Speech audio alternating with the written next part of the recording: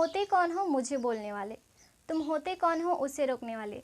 इस तरह के सेंटेंसेस अक्सर हम अपनी डेली लाइफ में यूज़ करते हैं, but when it comes to speak in English we get stuck. तो आज की इस क्लास में हम इसी तरह के सेंटेंसेस को इंग्लिश में बोलना सीखेंगे।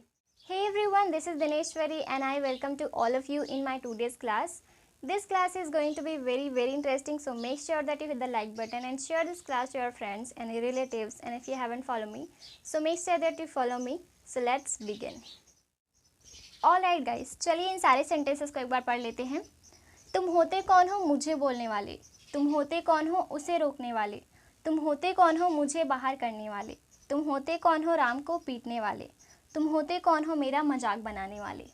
सो एज यूजुअल हम सबसे पहले स्ट्रक्चर को बनाएंगे, then one by one sentences को डील करेंगे। ऑलराइट, सो चलिए सबसे पहले देख लेते हैं स्ट्रक्चर। इसका स्ट्रक्चर क्या होगा, देन सेंटेंस को बनाएंगे। सो इसका स्ट्रक्चर होगा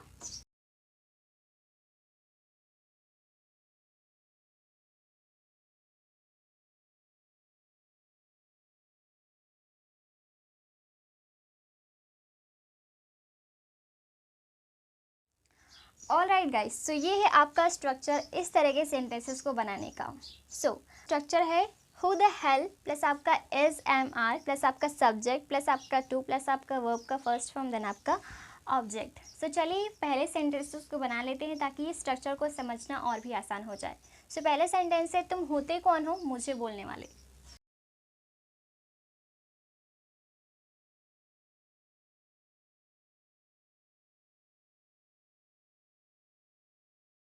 ओके, सो आपका पहले सेंटेंस है तुम होते कौन हो मुझे बोलने वाले।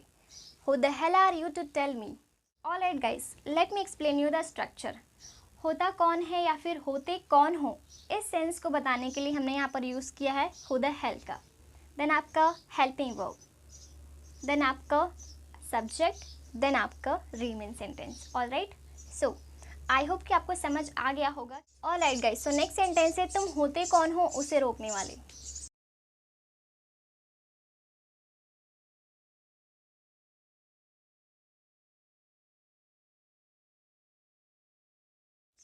तुम होते कौन हो उसे रोकने वाले, who the hell are you to stop her. Next है तुम होते कौन हो मुझे बाहर करने वाले।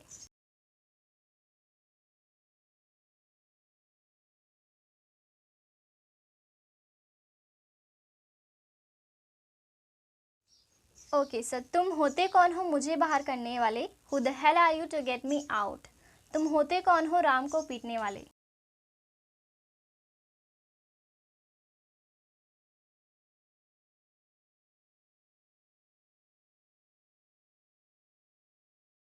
ओके, सो तुम होते कौन हो राम को पीटने वाले, who the hell are you to beat Ram. वह होता कौन है मेरा मजाक बनाने वाला।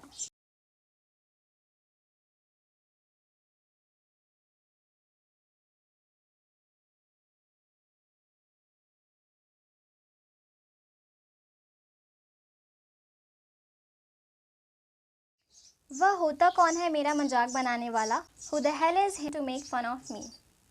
ऑलराइट गाइस, सो आपको डिफरेंट सब्जेक्ट के साथ डिफरेंट हेल्पिंग वर्ब का यूज़ करना है। मैं आपको एक्सप्लेन कर देती हूँ। आप सभी जानते हैं कि हम थर्ड पर्सन सिंगुलर यानी कि ही शी इट और किसी के नेम के साथ इज़ का यूज़ करते हैं, यानी कि इज़ का, इसका, और आई के साथ हमेशा एम यूज़ करते हैं यानी कि इसका, और आर हमेशा प्लूरल सब्जेक्ट के साथ यूज़ होता है, और उसी के साथ साथ यू के साथ भी आप आर का ही यूज़ करते हो, जैसे कि हमने यहाँ पर किया है who the hell are you, यानी कि यू के साथ, यू सब्जेक्ट के साथ हमेशा आर यूज़ होता है।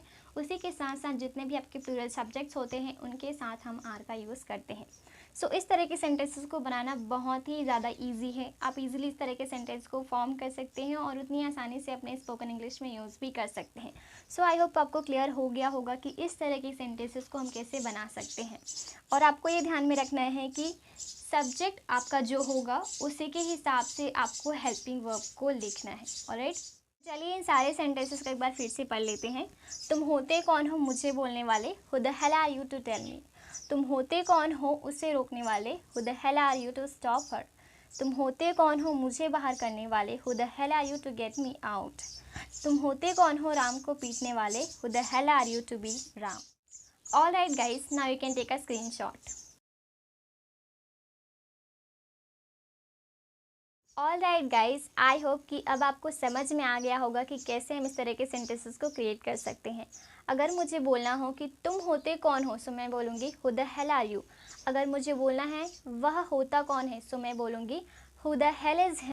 अगर मुझे बोलना हो मैं होती कौन हूँ, तो मैं बोलूँगी who the hell am I. Okay, so आपको इसी तरह से सेंटेंसेस को क्रिएट करना है। एंड जो भी who the hell are you, उसके बाद जो भी आपको बोलना हो, जैसे कि तुम होते कौन हो मुझे बोलने वाले, सो मैं बोलूँगी who the hell are you to tell me. तुम होते कौन हो वहाँ जाने वाले, who the hell are you to go there.